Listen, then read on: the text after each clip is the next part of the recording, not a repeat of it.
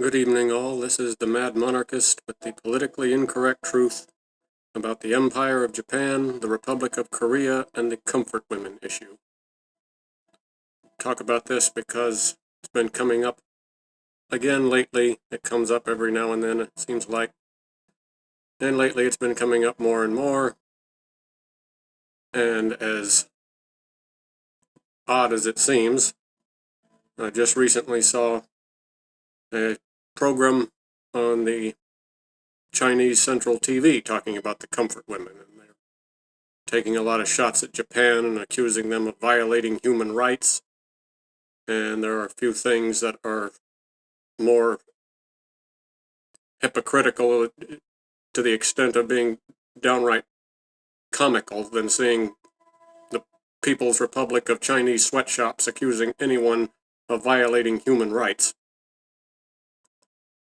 But it's been put around more and more and more, and South Korea seems determined to make an industry out of this.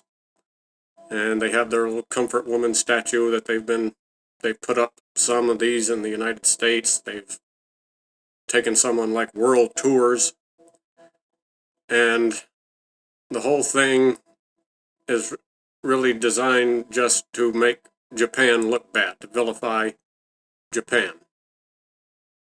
It rather reminds me of like little punks in high school or something, that they can't really, they either can't or they're too afraid to actually take a shot at somebody they don't like. So instead they just want to spread bad rumors and try to turn everybody else against them, don't be their friend.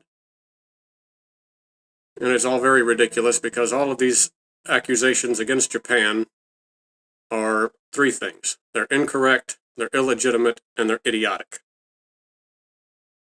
Now, there are plenty of issues that Korea could point to with Japan. I mean, Japan ruled Korea for a few decades, about around 20 years or so, I think, that Korea was basically a colony of Japan. Anytime something like that happens, there's going to be bad incidents. There's going to be some good aspects, there's going to be some bad aspects, and I have no idea why Korea, and particularly it's South Korea that does this, would want to seize on this one issue, because there is really nothing to it. It is, as I said, incorrect, illegitimate, and idiotic.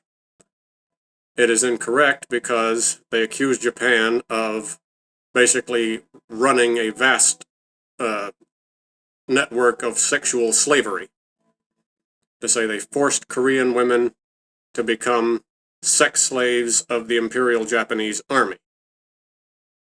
And it's just incorrect. It's flat out incorrect. There was no official policy of enslavement by the Japanese government or the Imperial Japanese Army. It's just not true.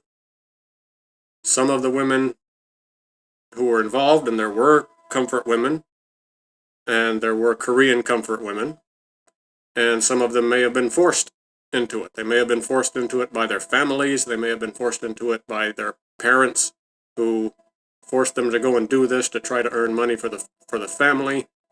They might have been forced into it by unscrupulous agents. But it is simply untrue that there was any policy by the government or the Imperial Japanese Army to do this. It was not systematic. It was not a matter of policy. If women were forced into it, those were individual cases, which are terrible, but they're not something you should hold anger against an entire country over, especially considering the people who would have actually been involved are all long gone by now. But there was no official policy of enslavement by the Japanese government or the Imperial Japanese Army. The comfort women were not sex slaves. The comfort women were prostitutes who worked in brothels to serve the Japanese military personnel, or the Korean military personnel who served in the Imperial Japanese Armed Forces. And these women were paid. Many of them were paid quite generously. How many times have you heard of a slave that was paid? There were no people anywhere in the world should be aware of just how ridiculous that notion is. There were no, you go to any American or South American plantations, there was no payday. You didn't earn a salary being a slave. If you earned a salary, you weren't really a slave, you were an employee. And I have seen myself, with my own two beady little eyes, I have seen newspaper ads and magazine ads from the 20s, 30s, recruiting, advertising, for comfort women to say, come and work as a comfort woman and you will get this kind of pay, you'll get good pay and you'll get good benefits and you'll be taken care of, and trying to sell people on this. Now, if the military was going around and rounding up women by force, why, in the first place, why would they pay them? And in the second place, why would the people doing this, spend money to buy ad space in newspapers and magazines if they're getting these women for free by force, if they're just being forced by the military and then handed over to these brothels? Anyone can see, just by looking at that, anyone can see that accusations that the Japanese were carrying out this big sex slave network is completely false. It's not difficult to understand that. It's not difficult to see that. The evidence is all over the place. Just as I said, with the ads you can find advertisements for this. Or the women who are making money, sending money home to their families, or just keeping it for themselves, saving it, becoming rather wealthy, and eventually moving on to other occupations. They were being recruited, they were being paid, they were not sex slaves. They were employees. Second, illegitimate.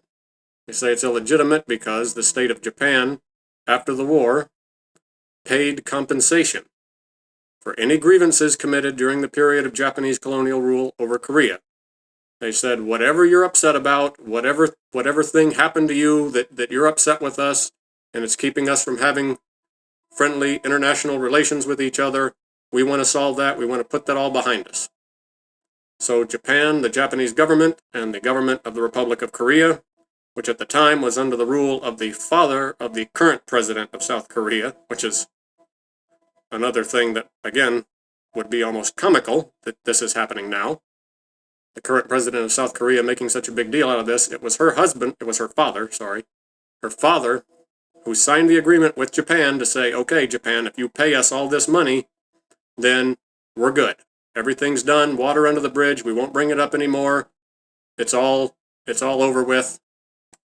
Japan paid him the money, and the government of Korea said, all right, we'll take this money and we'll invest it in things that will benefit our country.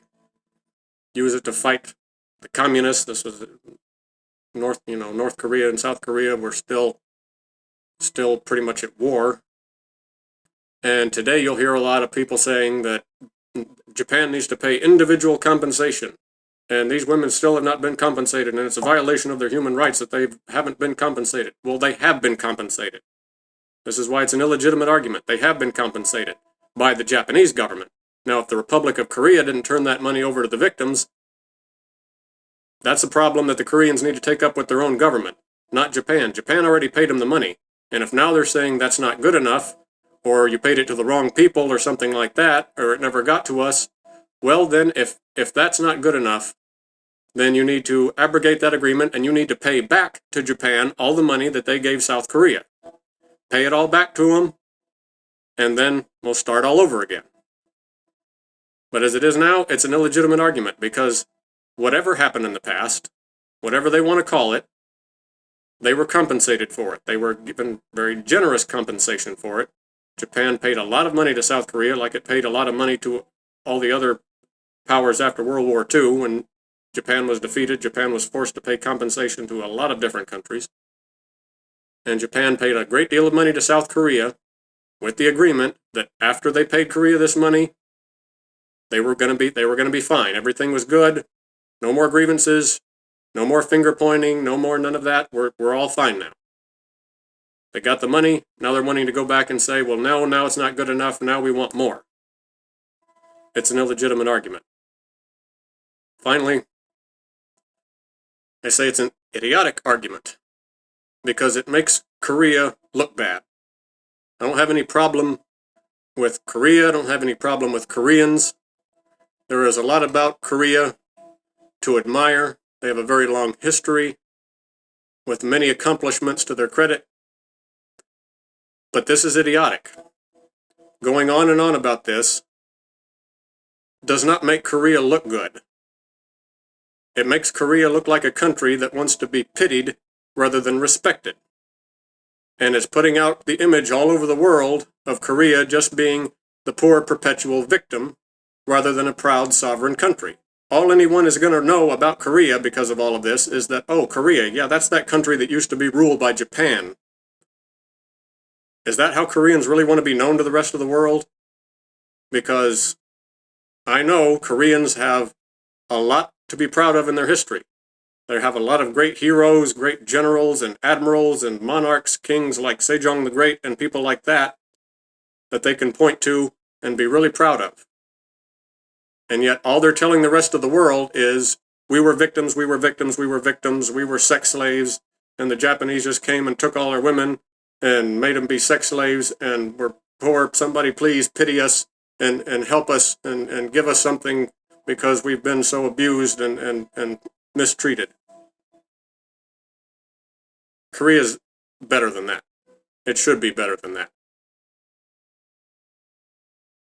And all of this hatred being poured out, as I said at the beginning, it's all about just trying to vilify Japan in the eyes of the rest of the world. And it's stupid. Because Japanese people don't have anything against Koreans. If you talk to, I mean that inherently. If you talk to young Japanese people, if you talk to like Japanese kids in high school or something, you ask them about Korea, they'll say, yeah, they love Korean music, they love Korean television shows, and they got no problem with Korea. It's only after they get older, they become more politically aware, and they start seeing all of this anti-Japanese hatred coming out of South Korea, all for stuff that happened decades ago, that the current, no one living in Japan, they didn't do any of this stuff. They're not responsible for any of this stuff. They haven't harmed anyone, and they see all of this hatred being poured out on them. And so then, yes, they start to resent that.